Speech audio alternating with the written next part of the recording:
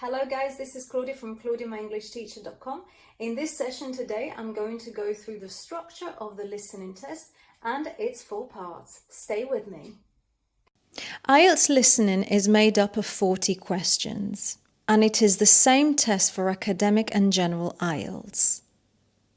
The 40 questions are divided into 4 parts, and there's 10 questions each. So as you can see here, we've got part 1 with questions from 1 to 10.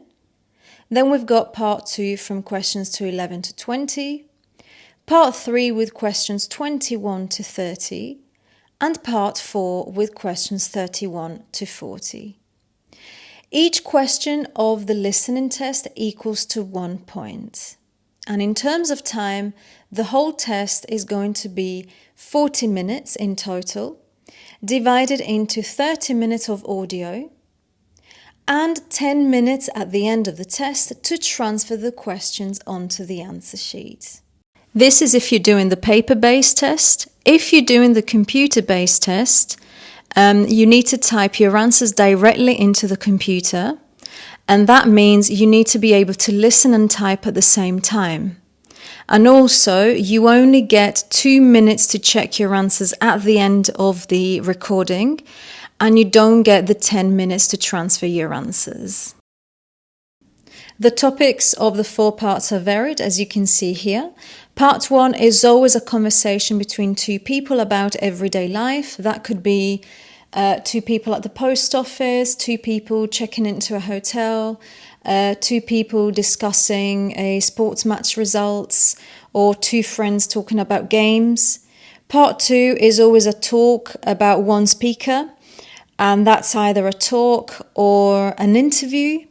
Part 3 is a conversation between 2, 3 or 4 speakers, and it's always an academic or educational situation. So you will have students talking about a project they worked on, students listening to the professor's feedback on their presentation. So it's always an academic context. And part 4 is a talk by one speaker talking about an academic subject. So that could be absolutely anything. So from, for example, a professor talking about an animal species, or a professor holding a seminar and talking about the importance of languages. It could be absolutely anything, but it's always going to be one person talking.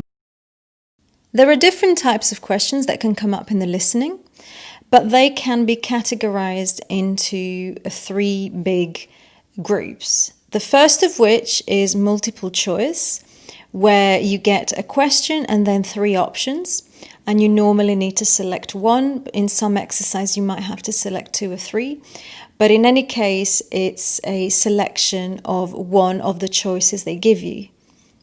Another type of questions is the matching questions, where you need to match, in this case, the letters in the box to the numbers you've got below, as you can see here below module. And then there's the third big group, which is the completion questions. This can be divided into, for example, plan, diagram or map, labeling or completion. As you can see in this case, they've given you a plan, and you've got questions from 12 to 14, which is a sentence completion. You would have to put no more than 2 words in each gap. And how do we know that is a plan? Well, the instruction tell us, as you can see up here, you will have labeled the plan below, so you know what type of exercise it is. Another type of completion is the table, the flowchart or the notes. In this case, you can see a note completion type of question. And again, how do I know that's a note completion exercise? It says here at the top. And then we also have table, note and flowchart completion. In this case, we've got a table completion. And again, we know because the question is telling us what it is. Now, what type of questions do we get in each part? So, for example, in part 1, what type of questions do we get? Do we get the completion sentences, or do we get the multiple choice questions or the matching questions? Well, this varies. Each test is different, and you can't really predict what's going to come up.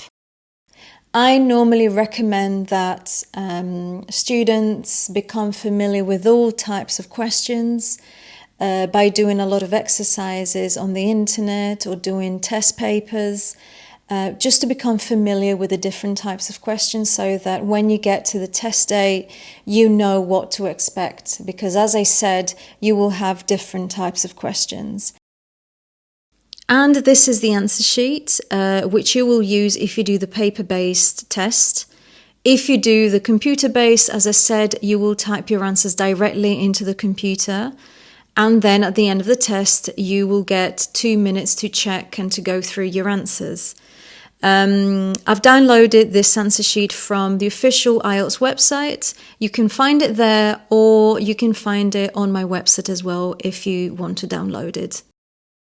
Thank you for watching my video. If you need help with any parts of the IELTS, please watch my other videos, which you can find in the description here below or on my website, claudiamyenglishteacher.com. If you'd like to join my courses, check my website, and if you need advice or have doubts that you would like to ask me, just drop me an email. Also, don't forget to follow me on Instagram, where I post mini weekly grammar, vocabulary, pronunciation, IELTS and Cambridge lessons. Thank you so much.